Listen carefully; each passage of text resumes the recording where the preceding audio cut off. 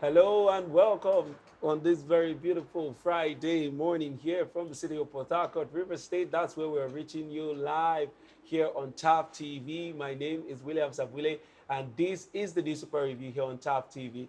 If you have not been joining us and this is your first time, I tell you, you've been missing a lot, but it's a good thing that you're here today and on time because this is where we'll be bringing you the headlines across newspapers around Nigeria, and we get to analyze the headlines here on the program. And with me to do that is Mr. Victor Sioku. Thank you, You sir. are welcome. Thank you, Mr. sir. Victor is our current affairs analyst here on Top TV, and together we're going to go through the headlines for today, the second day in the month of September. Yes, we are in the last quarter of the year.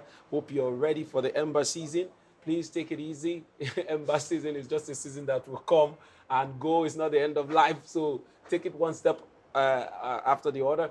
And don't forget that we're also entering or getting closer to the electioneering period. So you need to keep your eyes on the ground and, of course, get involved in the process by, looking carefully at the crop of leaders that are campaigning and vying for the highest seat in the land, which is the most important seat, that's the seat of the presidency. So look carefully and make sure your vote and your voice counts during this period. All right, I'll go straight to taking the headlines for today, but that will be right after the short break. After the break, we'll come back with the headlines and our discussions. You stay tuned. Hey there! Are you looking to record your videos, do your voiceovers, and take your professional pictures? Look no further. With our state-of-the-art newsroom, photography, kitchen for our food content creators, and exclusive children's studio, we certainly can deliver the best studio experience. Our carefully designed studio space can bring your diverse creative content ideas to life. We aim to consistently serve value to our customers far and wide. Come, let Tharv Media give life to your dreams. Tharv Media, a slice of infotainment.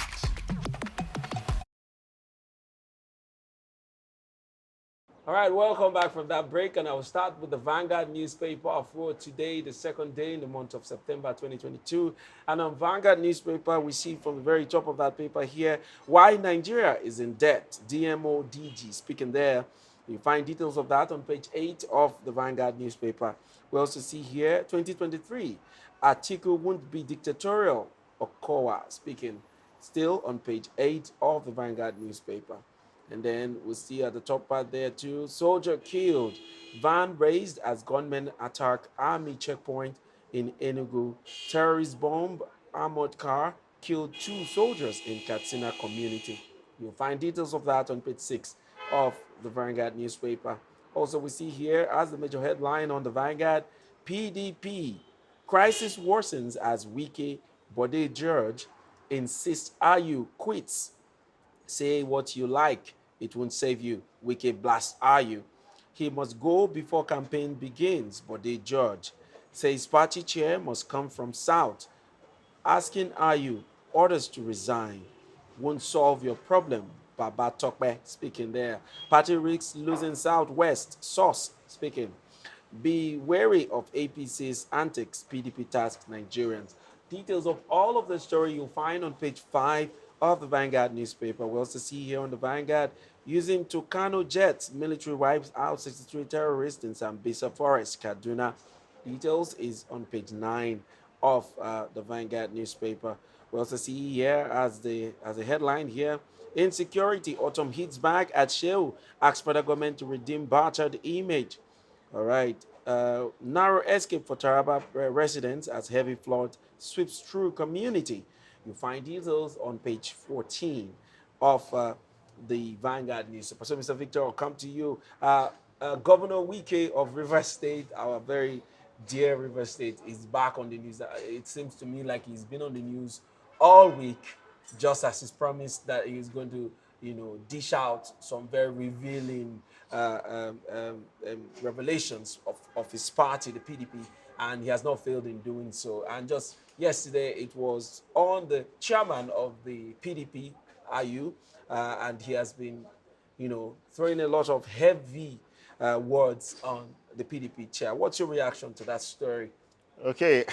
What do you make it of was it? it was another fun time for some persons. For Wike, nowadays he's been on the TV. Yeah. Okay, and he's been hitting the IU led PDP. Yeah. He's been hitting him back and front, Yeah. and he came out to make his statement or to reinstate that IU should leave the office. But I wonder, just like he said that before the campaign starts, that IU should step aside. But you ask, what are the technicalities in this? Will they be able to get a new chairman in just the space of, let's say, 21 days before the campaign starts properly? And what is the process that will usher in this new, chairman? On, Are they on, going to appoint him? well, on the normal, for you to handle it the right way, you have to call for the neck. National Executive Council needs to meet. The BOT needs to meet. So a whole lot of meeting, and there are procedures to this. Okay? So I think, in as much as he might be like, okay, let's just have an interim chairman, which he has not even talked about that. All he's saying is that IU should step aside. For the fact that he has made the pronouncement that, see, if the candidate is coming from the north, that means that he will step aside. But in another news, another BOT member, which is a Tapgon, Chief Tapgon, former governor of Plateau State, he came out to also say that, see, we should tell Wike, as in the press, to please tell Wike that he should calm down. He used the word calm down. And Wike should calm down, let the election, let them try, and make sure that the PDP gets back the seat of the presidency come 2023. Then after that he is assuring all stakeholders that IU will step aside for a southern candidate. The whole issue now is that how can they have a chairman from the north and a presidential candidate from the north? Yeah. Okay. But he also made another statement. The governor. The governor made a statement that Senator Ayu, that's the current chairman of the PDP, that he made, will I say, an arrogant statement. Yes, that's the word he used. That he made an arrogant statement by, in quote, calling them youngsters, calling them children. So he also, Wike in his normal way, he vowed that these children that the IU-led chairmanship is calling these children, that they will be the one that will pull down the structures of the PDP. Such a solid threat. Yeah. Well, while making all those statements, Bode George, member of he called himself lifelong member of the BOT, the Board of Trustees, that he is seconding what Wike is saying, that IU should step down for equity and fairness. Let the South cheer the PDP while they are gunning for the presidency come 2023. But in all, you now ask who are the winners and the losers. Right now, the APC and the PDP and the Labour Party are the ones winning from this quagmire that is happening in the PDP, because the house is really divided. Look at Abia State Governor is for Wike. What's his name? Oyo State Engineer Makinde is for Wike. Autumn is for Wike, that's governor of Benue State. Yeah. So when you have these strong heavyweights coming out to say, see, the chairman should step aside, I think it's good for them to listen. Yes, yes. They should try and come together. Well, you now ask the question, coming together. Last week, we thought that this issue was resolved. When Atiku went to meet Wike and all of that. But it is clear that they were not really amicably resolved, because I'm sure for Wike to be sounding like this, they have not really agreed to give him his demands, because we all know that for Wike to be going about it the way he has been doing, it is clear that he wants something out of the fact that he was pushed aside. And if you look at the way the primaries, I think this issue started from the primaries. Sure. The chairman shouldn't have interfered in the way that primaries went. And he did interfere when he came out to say that Tambawal was the hero of the night. How can you say that openly? And it was a clear statement that you were biased. And that was just a small clip. Yeah. See, You see video files. That was just a small clip that now has a will I say enveloped the whole situation. Because when I saw that video the first time, I was like, this is just normal. Then when you But look before, in between the lines, you will now see clearly Yeah. that it meant a lot more than what he was just saying. Yeah, so for me, I feel the party chairman brought this upon himself. He didn't handle the primaries well. He didn't handle the winners and the losers well.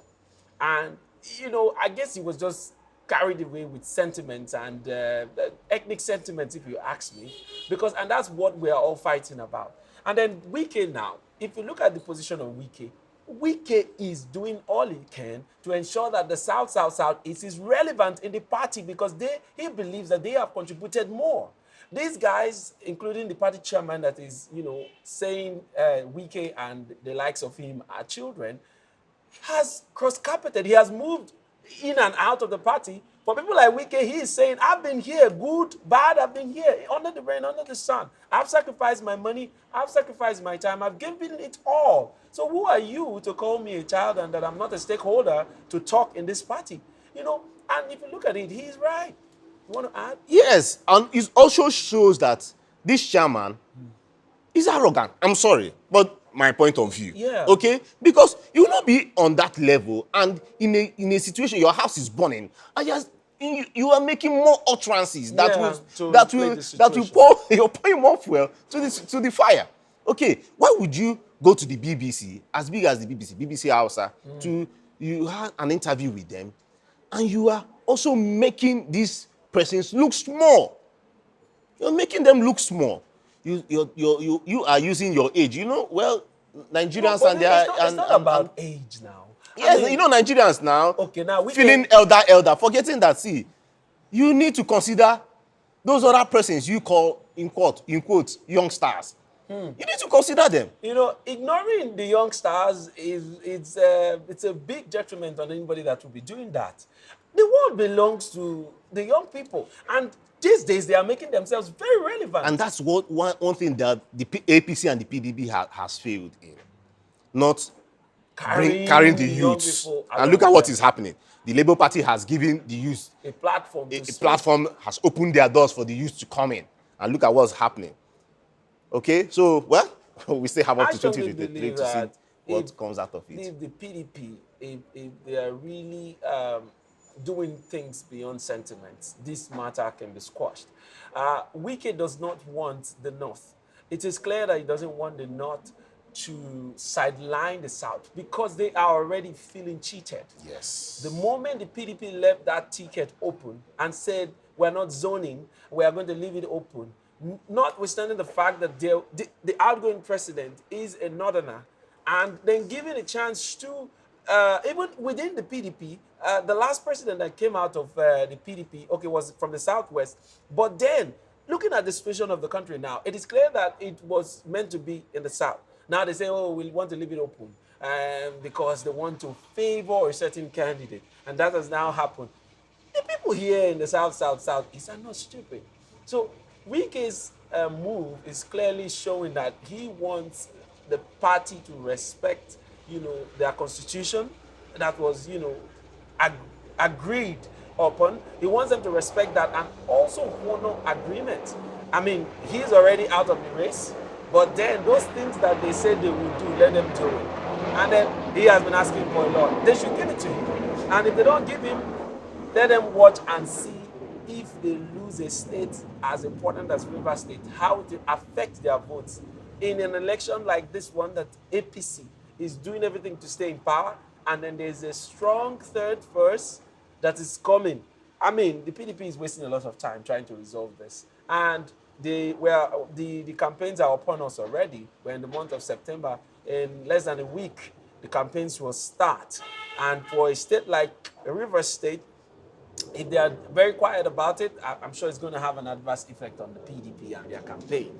All right, let's move on with other papers, and that will be the Guardian newspaper for today, the second day of September 2022. And on the Guardian here, we see Nigeria now has 20 million out of school children, says UNESCO. Norge vows to mobilize against APC in 2023 over governors' opposition to LG autonomy. You will see that story on page 7 of the Guardian newspaper. We also see here as the major headline, stop borrowing. Experts warn federal government as debt profile hits 41.6 trillion naira.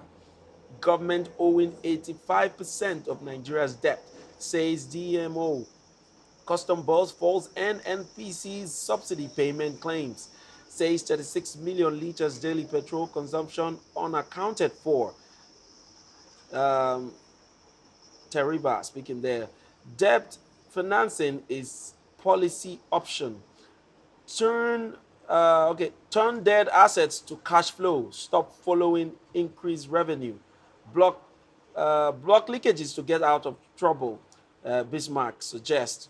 All right, borrowing is a burden. It won't increase future cash flow, or what? Insist. All right, you need to get details of that. Pick a copy of the Guardian newspaper. That's where you get the full story there. We also see as other headlines here on the Guardian. We see Nigerian economy gaps for breath as bandits, thieves, saboteurs lay siege.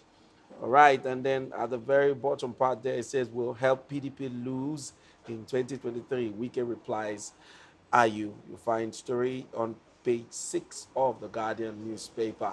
All right, Mr. Victor, stop borrowing. Experts warn federal government as debt profile hits 41.6 trillion naira. That's a very high percentage there. What's your reaction to that? Okay, yeah. If you can recall, the last time we talked about Nigerians' debt, it was hovering around 40.2 billion, a trillion rather. Right now, it is for 1.6 trillion.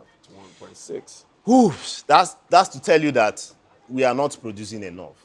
Okay, there is this report from the DMO that between January and March, Nigeria we spent 4 trillion naira, but we are only able to generate 1.6 trillion. The margin out there, borrowed funds.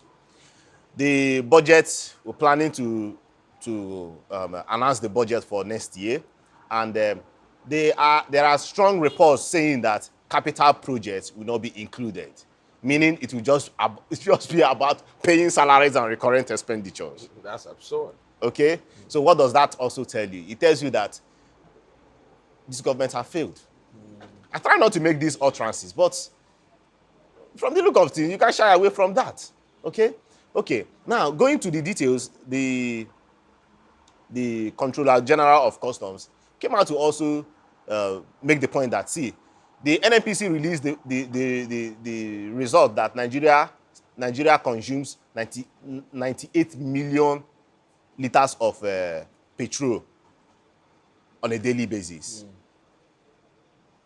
Contrary to what the NNPC has said, the customs have come out with their own details that it should not surpass 62 million liters per day. So where are the rest So going the to? 36 million liters, where did they get that from? And mind you, subsidy is being paid on the 36 million. Yeah. So who are the ones using it? We are not even talking about the oil theft side. No, we are talking about the petrol that has been subsidized. Yeah. Okay, are you now saying that the 36 million times the subsidy money that Nigerians are using it? Are you getting the fact there? So, and see, come to think of it, we are playing in this country because in other crimes, somebody will be held responsible. Yeah. I bet you, this administration will just elapse and nothing will be done. While some persons are there siphoning the national wealth, and we cannot pay salaries.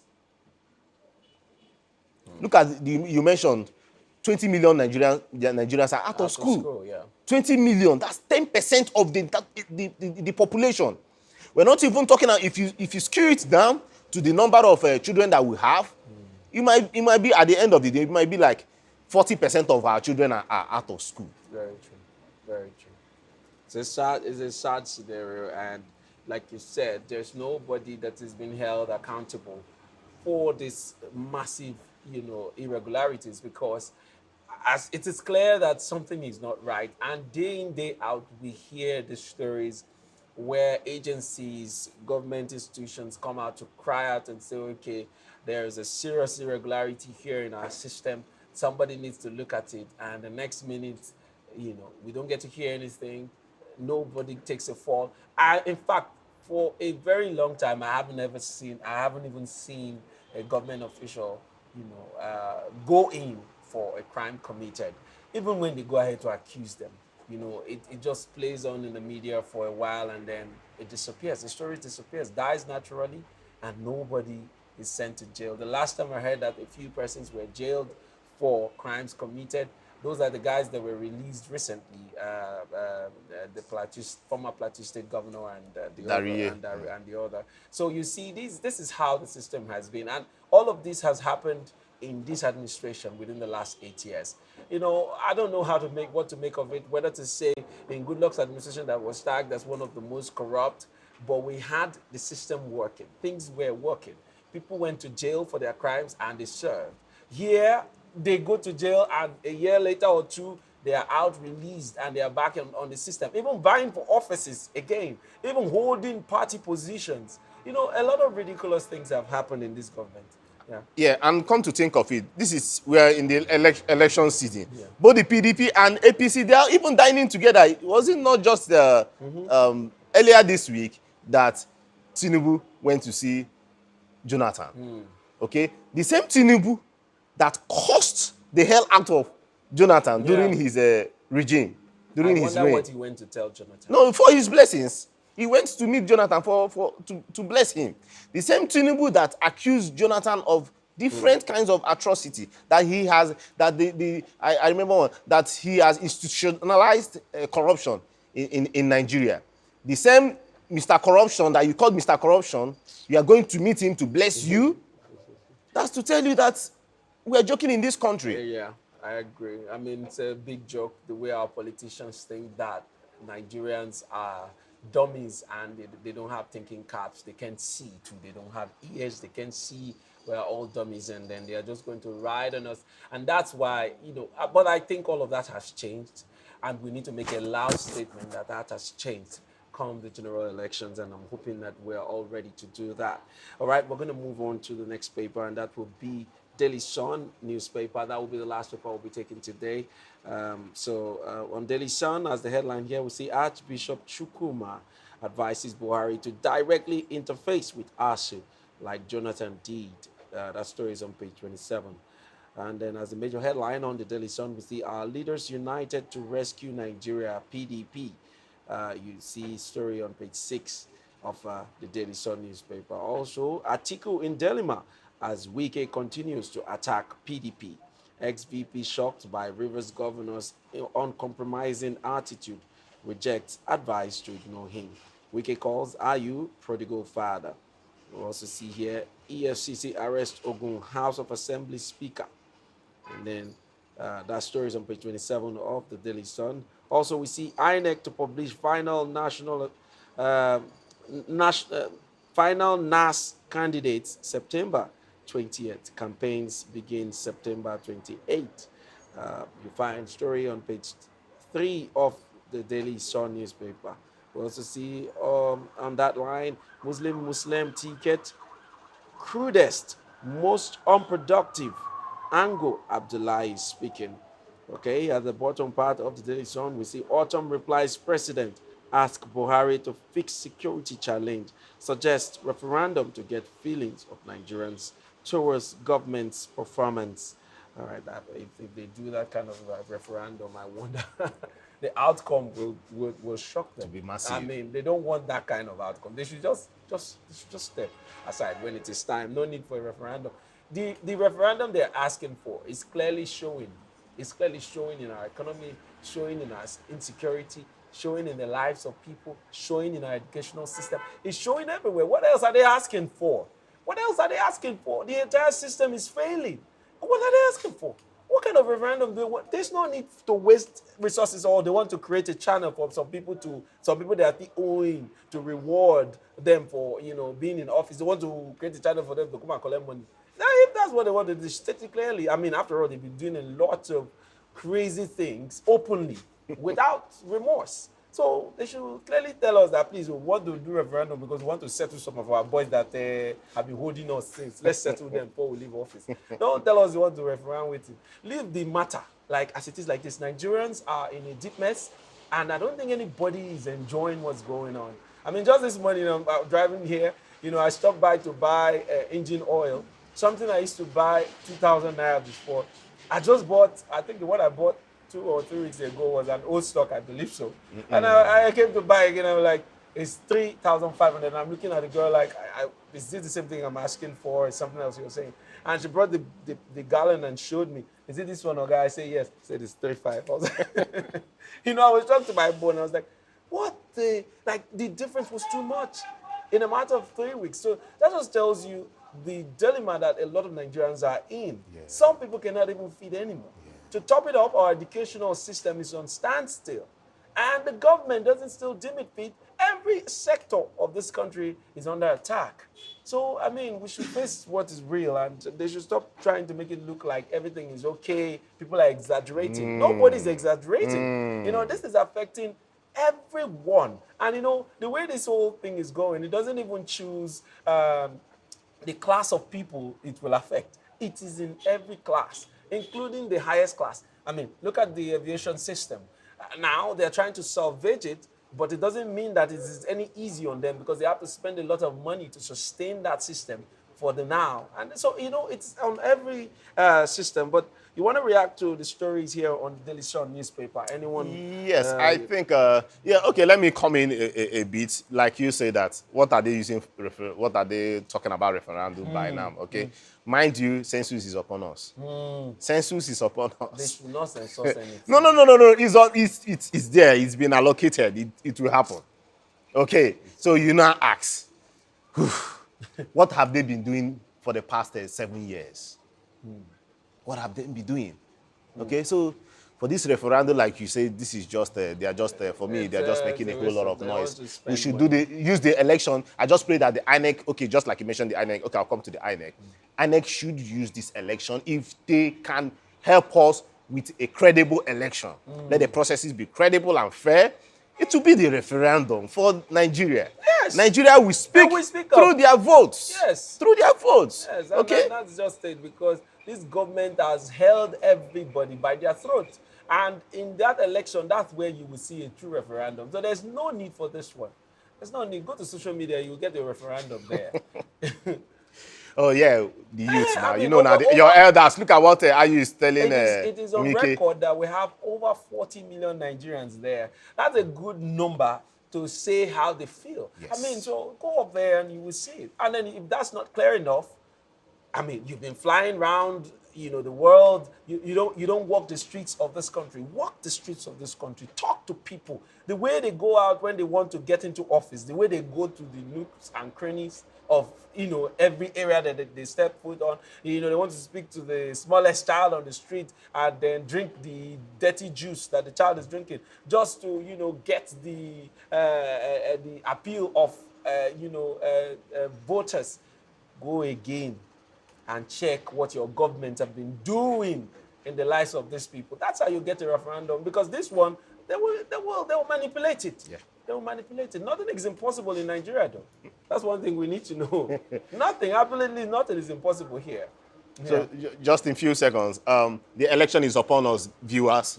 So on the 28th, the door will be open for the campaigns to start properly. So I pray, the youth should not kill themselves because of these politicians.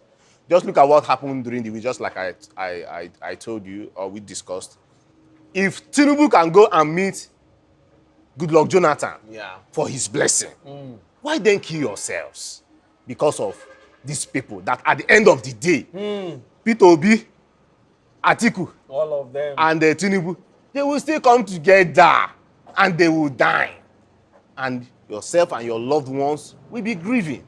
So please, let us play this politics the right way. No killing, no maiming of lives, no bad blood. I pray our country, come 2023, we'll be able to say, okay, we chose the right leader without any blemishes or violence. Yeah, thank you so much for that comment. And I'm going to also add in closing that all Mr. Victor said is so correct. We need to actually get into this whole process with a lot of wisdom. These politicians are friends. They are always friends. It's just a few differences in their interests. And once they align, they align. My brother, it's me and you that is on one side. We're on the receiving end. So aside getting your PVC and getting involved in the electioneering process, you need to keep your eyes on the ground and look very carefully as to the candidates that you will need to vote into power. Because during these elections, they will come with all promises. I mean, if you don't know anything in the last 8 years, you have seen how this government, this APC government has run Nigeria. And before they came into office, I'm sure you knew how they went about their campaigns. I mean, the promises were so juicy, over juicy. So if after giving us all those juicy promises, they got into office and they say, hey, the corruption is, how did they put it? Corruption is fighting back. Suddenly, corruption fought back and won. And has silenced this administration so much so that the corruption is now in the open air, including so it's very disturbing. So I'm saying all of this for all of us to get involved in the electioneering process and keep our eyes open and ensure that we vote credible people, people with integrity, people that are ready to do the job. Yes, people that are ready to do the job, not getting into the office because of their ego, because of the fact that they want to make a name. This is not about making a name. Nigeria is in a position where it's no longer about making a name, but making an impact. Turning the tides of this nation right now is what we need. Leaders that are willing to make the sacrifice, because where we are now, the leaders that we need now in the next 4 years or 8 years are leaders that are ready to dirty their hands, to do the job, get the job done, and turn the tides of this country so that we can move forward. Else, I don't know where to take us to. All right, until next time, I'll come your way again. My name is Williams Abule, and this has been the Newspaper Review. See you next time.